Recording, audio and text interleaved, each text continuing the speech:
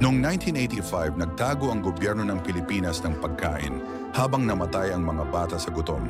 Sa Negros Island, bumagsak ang presyo ng asukal. 300,000 manggagawa at pamilya nila walang kita, walang pagkain. Pero may pagkain, may bigas sa mga bodega, may gamot. Lahat nakakandado. Ang mga sundalo nagbabantay sa mga bodegeng puno ng relief goods. Hindi nila binibigay sa mga nagugutom. Mga bata nagsimulang mamatay. Buong pamilya namamatay sa loob ng mga bahay nila. Ilang milya lang ang layo ng mga bodegeng puno ng pagkain. Ang mga international relief workers hindi pinapasok sa lugar. Ang mga reporter pinipigilan mag-ulat. Alam ng mga opisyal ang eksaktong bilang ng mga namatay. Pero pinili nilang hayaang mamatay ang mga tao. Bakit? Para mawala ang mga kumukontra sa kanila. Ang Negros famine ay naging blueprint. Paano gamitin ang gutom bilang sandata? Ito ang tunay na kasamaan ng tao, ginawang digmaan ng pagkain.